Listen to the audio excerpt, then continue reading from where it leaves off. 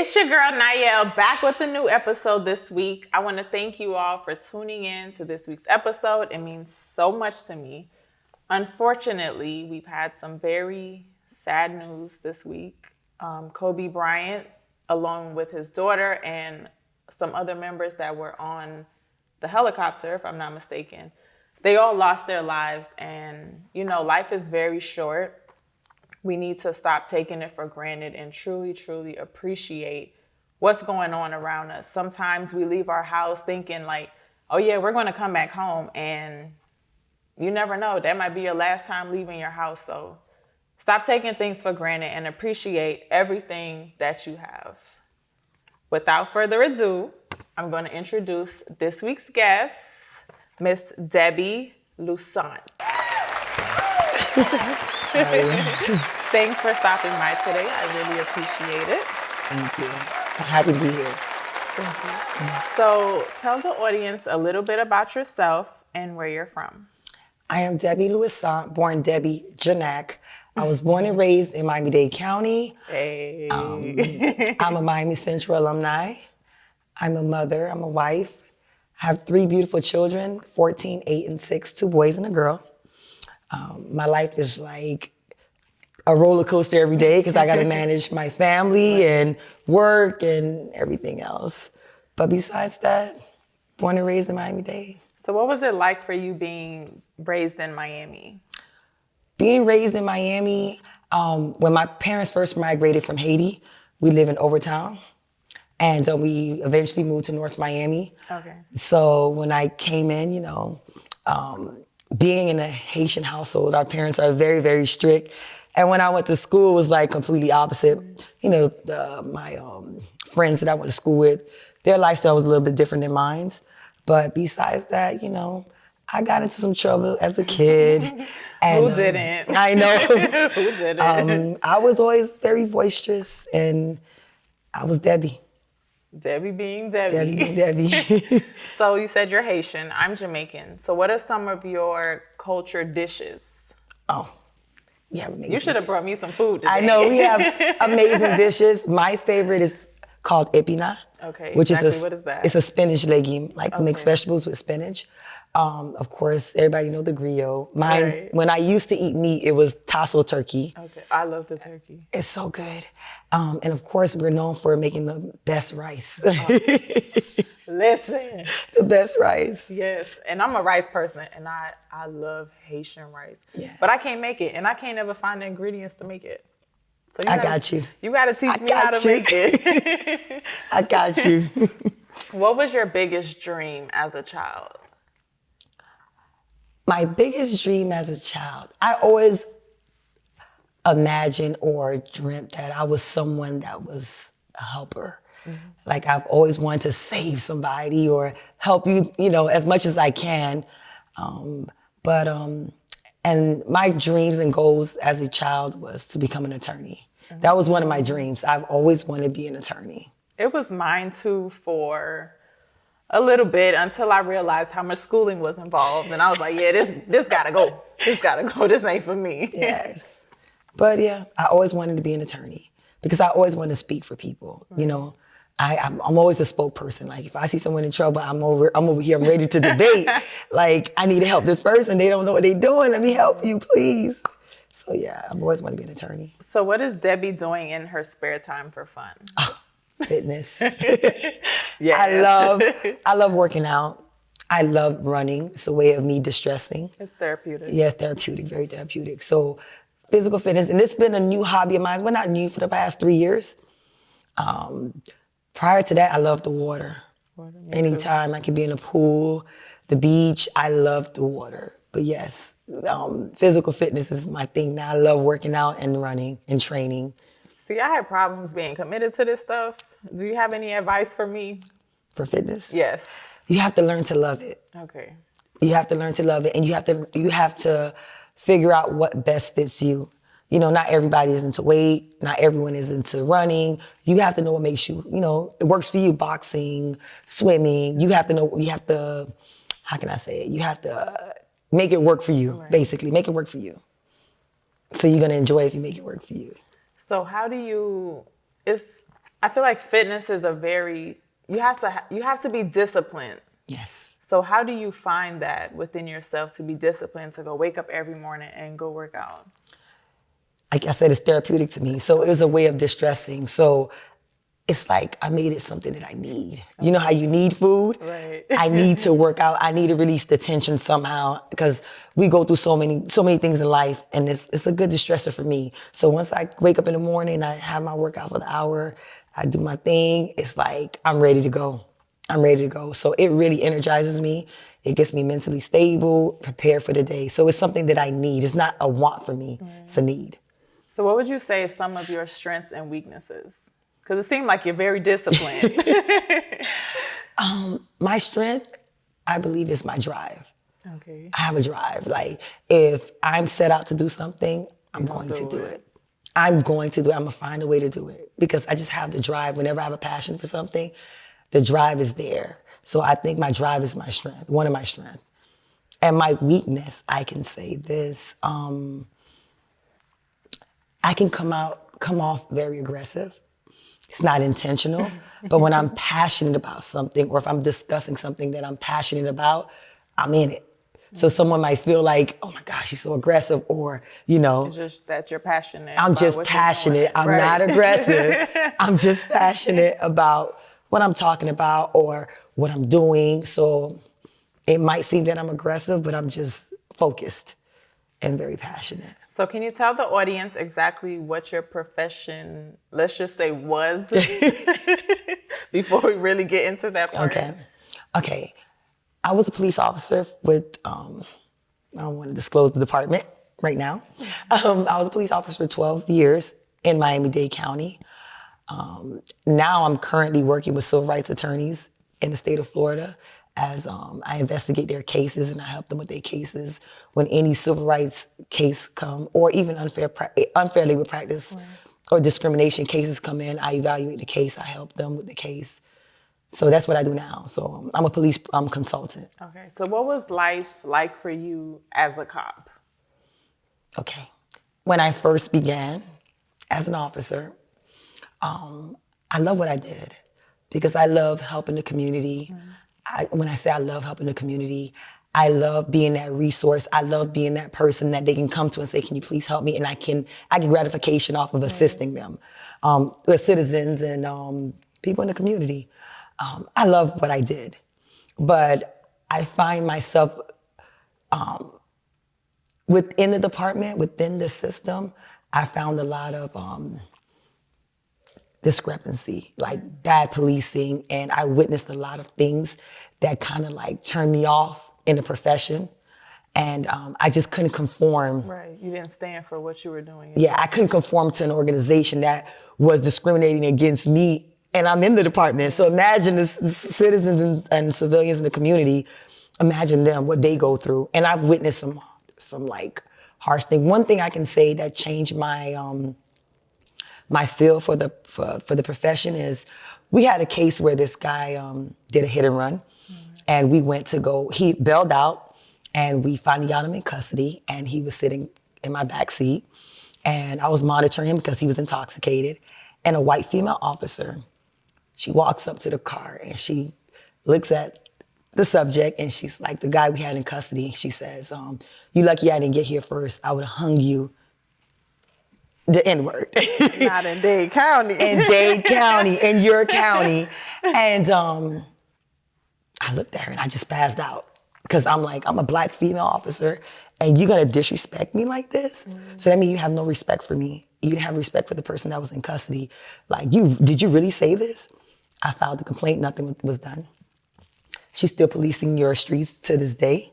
Okay. We have had numerous complaints about this white female officer, citizens, other black officers, and she's still policing your street to this day.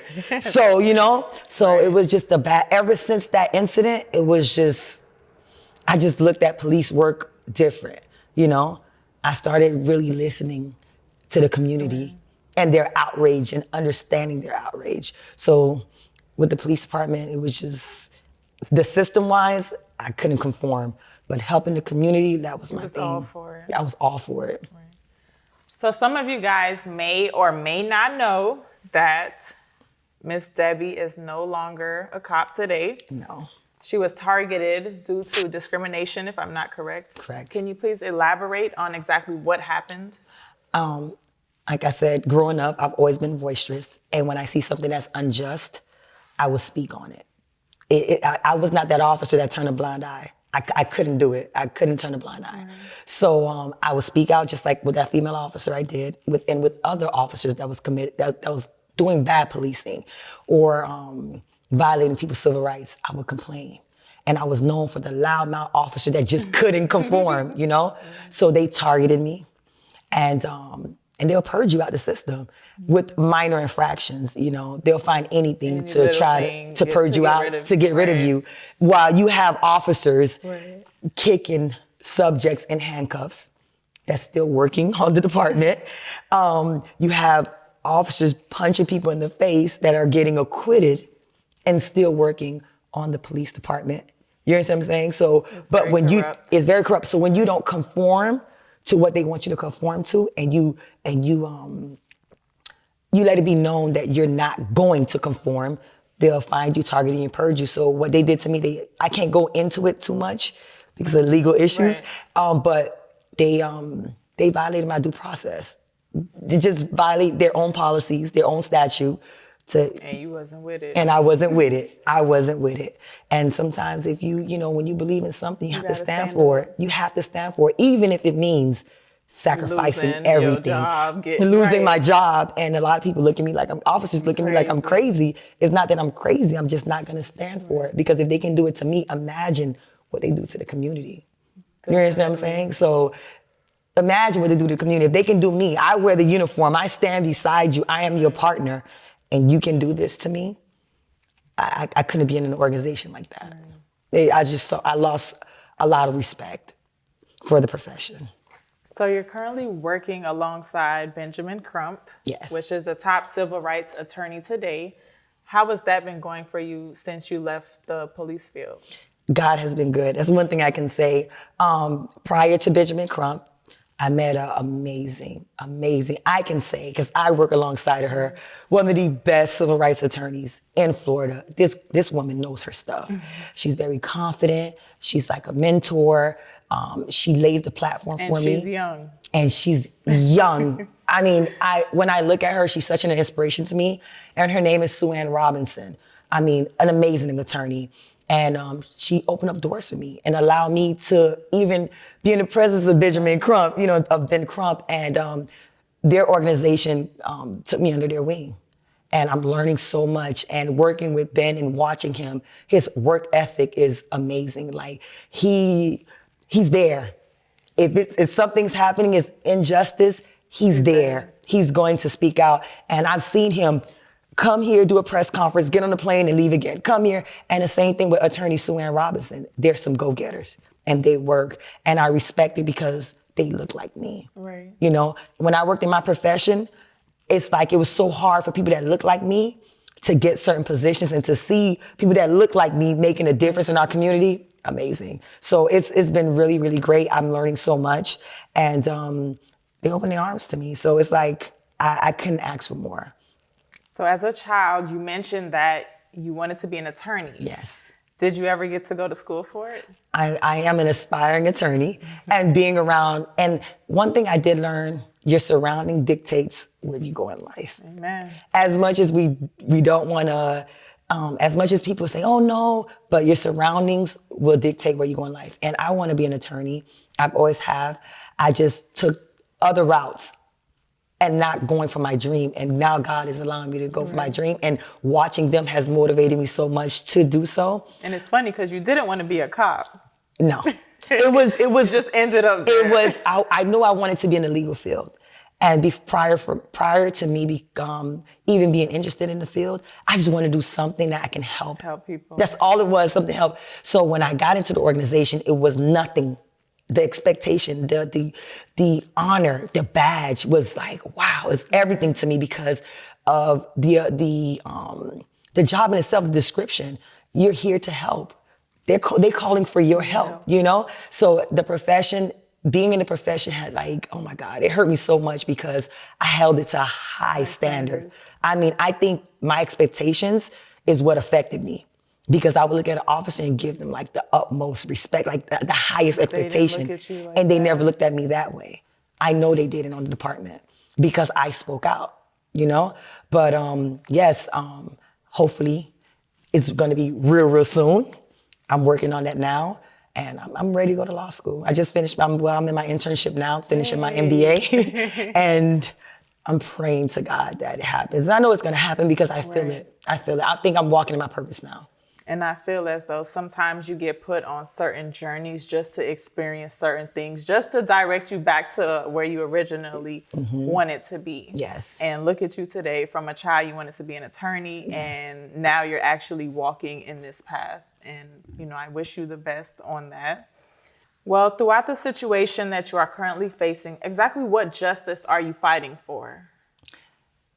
The justice that I'm fighting for is for the officers that are afraid to speak and that are continuing to go through the abuse, witnessing a lot of social injustice, seeing a lot of system issue, seeing bad policing, and they're afraid to speak, and they feel as if they do speak, their life is over. Their career is over, Right. and there's so much that you can do. But if it's more than one that speak out, more than one officer that acknowledge that it does exist in the system, then we can make a difference. You got to fix it within, because if we want a better community and we want to build the bridge between the community and law enforcement, we have to fix the system itself. Right. If there's discrimination within the department, what are you expecting when they go out on this road? If it's accepted, I believe it is accepted because they've witnessed it, Right. they see it and have done nothing about it. They target the one that doesn't conform, that speaks out on it. So my journey and what I hope to get out of this is hope for these officers. Just to let them know there's the light at the end of the tunnel. Right. There's a light at the end of the tunnel. So don't be afraid. So I want them to see me and know that they can do it. Because I'm doing it and I will continue to do it. We know. We know. So based off, you know, this interview, I noticed that you have leadership qualities or characteristics about yourself. What type of leader are you trying to be in the community today? I believe a true leader teaches and learn. You learn every day as a leader, and you can teach and you help and you guide and you motivate.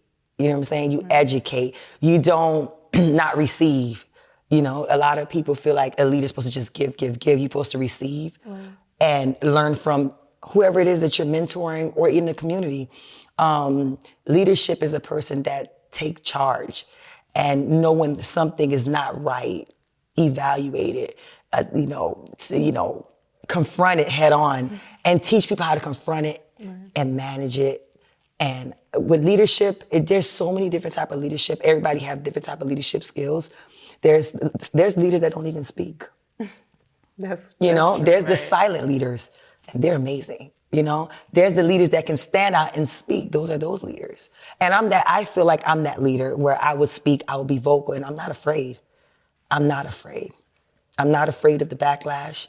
I'm not afraid of no one not liking me. I've never been afraid because I know who I am and I know my purpose. So. And this has been instilled in you from a little girl. Yes. And, some people can't, I don't want to say can't take it or, It's not for everybody. I'm not for everybody. Like the right person will understand. Yes. Will understand. And a leader is one that leads, that guides, that educate, that learns, that don't mind, I believe that in leadership, you groom someone and sometimes you groom that person to excel past you.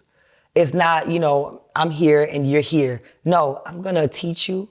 I'm gonna help you understand whatever it is that you wanna learn. I'm gonna try my best to give you as much knowledge as I can. And I wanna watch you excel. Right. I want you to be better than me. That's what a leader is. I want you to be better than me. I'm gonna instill what I've learned and you're gonna continue that legacy and continue it. But I believe that's what a leader is. So yesterday I had a conversation with you when I called you and you mentioned how You do a lot of empowerment speaking, like at the women conferences and stuff like that. However, you mentioned that you don't like the word empowerment. Can you tell us why? It's not the word. It's because when I go to some of these seminars or workshop, I find that I love motivation speeches. I want you to call it that. The way I embody the word empowerment is I'm going to empower you, but I'm also going to assist you in every way. I'll just tell you how I got it. I'm not going to tell you how I got it. I'm going to help you get where Right. I'm going. So it's not, so when I hear women empowerment, it's not I don't like it. It's just, I had bad experiences with it because they have these empowerment groups and you go and they talk about themselves. But then at the end of the conference, there's no one there, you know? Mm-hmm. So I believe in, of course, encouraging, empowering, but also insisting, you know, continue to teach and continue to help. I'm gonna show you how I did it. Let me show you my mistakes. Let me teach you my mistakes. I want you to know my mistakes so you don't do it, so you can excel faster. I don't want you to struggle. You know, I think in our community, you have to struggle. Yes. You have to. Why do I have to? I'm not saying that you're gonna enable anyone, but I'm not gonna make you go through what I've went through. And if you look in history, I'll help you avoid it. I'm gonna help you avoid it. Our ancestors, our the activists in our community, people that been there, Malcolm X, Martin Luther King, all these people, they did most of the work for us. We just got to continue there. You got to continue to work and never stop. But I'm not gonna make you struggle. Yeah. I'm not gonna make you struggle if you don't have to. I'm gonna make it a little bit easier for you. So, because a lot of times people wish they had that person that can tell them, hey, don't do this. Yes. Because I wish I had that, but I did it anyway because I didn't know any better. Yes. So majority of the time when you speak at these empowerment events, exactly what topic are you speaking on? I speak on my testimony because I've been through a lot. And when people hear my story, they're like, how did you do it? Mm-hmm. You know, how did you do it? And I speak on walking your purpose, understanding your purpose, knowing who you are, loving yourself, and knowing how to understand when you're going through a transition, because that can be chaotic. People, when they go through a major transition in life, that's just a rearrangement in your life. Let me show you which direction you're supposed to go. And sometimes some people are afraid of it. Some people shut down from it. But the best way to do it is to overcome it, understanding your transition. So I just speak on those things when I go to women empowerment or any meet and greet engagements. That's what I speak on. And you pretty much help them to avoid certain mistakes that other people may not touch, like subjects that they may not touch. Yeah, some subjects are very sensitive, right. And I'm very transparent. I'm gonna tell you what I went through. Straight up, because you have to live in your truth. Right. You know, when you live in your truth, nothing affects you. When you don't live in your truth, it's so hard because, you know, the lies, you have to remember the lies. When I live in my truth, there's no lies. Right. It's the truth. So I like to help these women and understand that it's okay to go through the transition. Failure in your marriage, traumatic experience, death, things happen in life, but you gotta know how to overcome it and understand it. You have to understand in order to overcome it. So can you please tell the audience exactly what business you currently have today? Today I'm the founder of my nonprofit organization is I Am Her Too. I Am Her Too is my baby. And it all stemmed from when I was a law enforcement officer. I used to be on the road and I used to meet women that were going through devastating things, or sometimes they're homeless, abuse.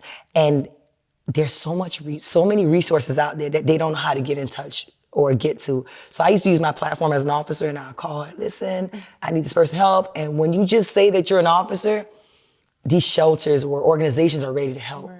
So I used to use that platform all the time. So when I left the department, I was like, you know what?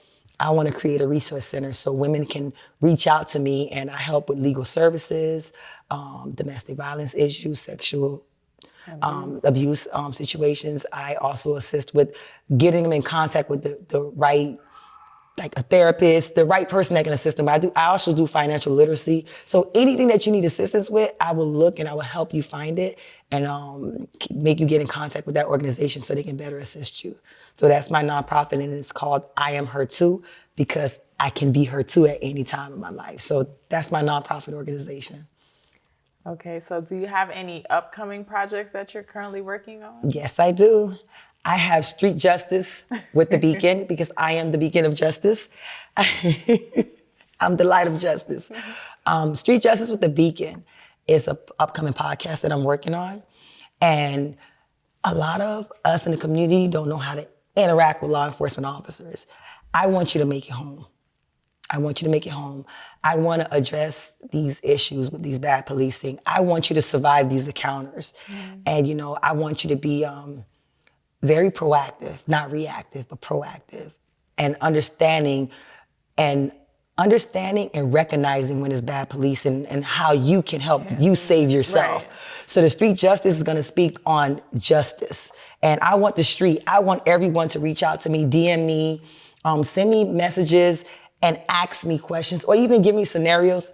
I have to give this disclosure because I'm not an attorney. I can't give you legal advice. Right. But however, I can tell you how to survive these encounters because I was a police officer and there's several times I'm on the street, what's that word? Their expectation, I can say expectation, or the way they view officers sometimes is just negative. Offer. Not even when officers don't have to say anything, it's always negative because what they see and what they have experienced from other officers. So when I do meet anyone or when I did traffic stops, I give them something completely different. Because I want them to have a better experience. So because I'm giving you a citation, I mean, I hate you. You violated the law. You committed an infraction. I got to do my job. Even when I took people into jail, I had no issues. I was on the department for 12 years, never had a citizen complaint, not one. I had police officers complain, but I never had a citizen complaint. Right. So Street Justice, The Beacon is a podcast, which I'm going to be answering any and every question that I can, and to help the community understand how to interact with law enforcement and I just want the community and law enforcement to try and reconnect, So exactly when will this be launching? I'm hopefully by March. Okay. By March. I gave him a little taste, I gave him a little intro, and I'm working on it because I want it to be great. Right. And I want it to be a podcast where, you're thinking, you're like, okay, let me get these answers. Let me understand because the community don't understand police. And I believe the police is not trying to understand the community. I don't think with the community, they don't understand. But I believe the police are not trying to understand because they're held to a higher standard. You have training, that's why you're an officer. You have to understand and try to know how to work with the community, and your experience. Use your experience to, not even experience, or try to educate yourself on the community that you're working in.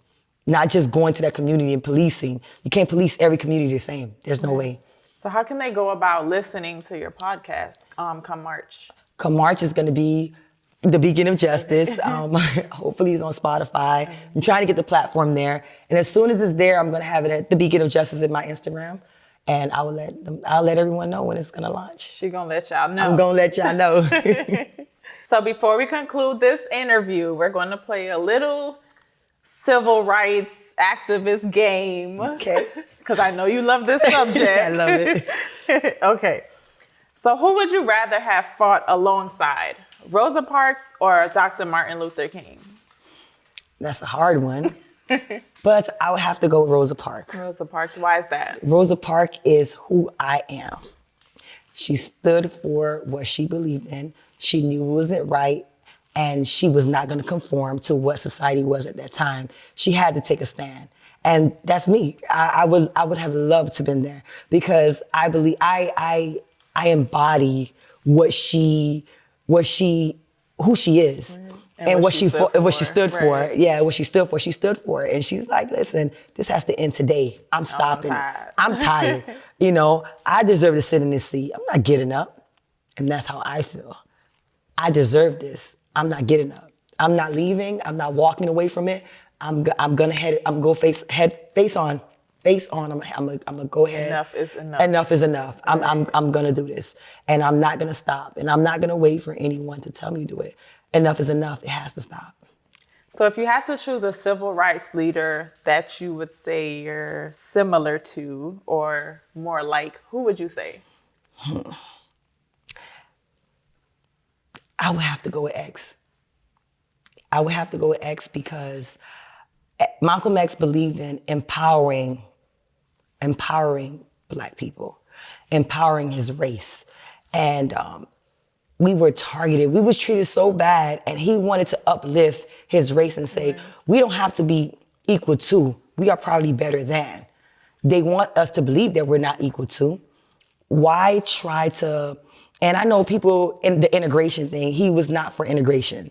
And it's not that I'm not for integration, but I want my community to understand that we are great. We are great. Right. We don't have to be included to be great.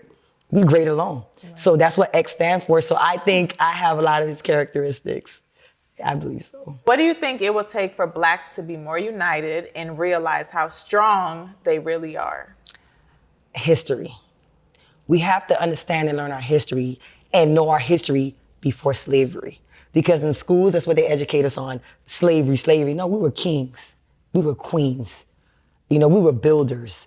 We did it all. We did it all. We have strength.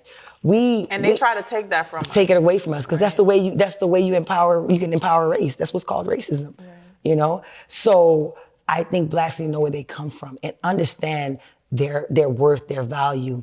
And one thing that I do see is that the Willie Lynch theory still lingers on, because they know how to keep us separated. They know how to keep us wanting one Black race to be more superior than the other. If Haitians, Jamaicans, and Nigerians and all Black community get together, we'll be a force to be reckoned with. And you can't touch us. You can't. So I think Blacks need to know their worth. They need to know that we are kings and queens. We have to know that. The thing is, we've been programmed to fail. Programmed to fail and programmed to compete. Right. We've been programmed to compete. And people look at me like, Debbie, don't say these things. But, when I worked on the police department, it was like, I felt this how Blacks respond, because we were targeted so much. It's like, massa, you see me. I'm going to do this to this Black officer because I want you to see me. Right. You hear what I'm saying? I'm not going to talk. I'm not going to speak. I'm not going to talk about the injustice. I'm not going to talk about discrimination. You can do whatever you want to do with me. I just want to make it through this career. That's how I see it. So I think Blacks need to know that they're better than that. We don't have to compete. We do not have to compete. If we work together, then I think we could be able to unite. We have to be able to work together. We have to be able to understand each other. But we have been traumatized for years, and that PTSD that we deal with continues to linger generation after generation. But our youth, it's like a curse. It's a curse, and we have to break it. We have to break this generation curse, because that's how they programmed us. Now we are aware. We can see. We see that there's great civil rights leaders. You see there's Black attorneys fighting. We have people in our history like Thurgood Marshall. So we have so many people to look. All we have to do is continue their legacy. We can't stop it. We have to continue it. So I think we'll be better off. We can unite better if we understand our history before slavery. It's Black History Month, y'all, and Black Lives Matter. Of course. So for anybody that would like to book you, can you tell the audience exactly how they can go about doing so? If you'd like to book me for any speaking engagements, I'll be happy to do it. You can reach me at The Beacon of Justice or at I Am Her Too, Inc. on Instagram. So I would like to thank you for stopping by today. I really appreciate it. And before you go, would you like to leave the audience with any encouraging words today? Yes, I would. Know your purpose. Walk in your purpose, live in your purpose, and understand your purpose. And don't be afraid to help. Don't be afraid to assist. Giving back is one of the best things you can do for someone, because you don't know what they're going through. You don't know what stage in their life they're in. So even a positive word, doing anything positive and giving back is one of the words of, these are the encouraging words that I would like to leave with the audience. Just live in your purpose. I feel like at some point, everybody's purpose ties into giving back somehow. Yes, it does. I believe so. It definitely does. I believe so. Once again, thank you for stopping by today. I really appreciated this conversation, especially because it's Black History Month. Thank you so much for having me. I really, really appreciate it. Make sure you guys like, comment, and subscribe to my YouTube channel right here, right now. See you all next week. Subscribe.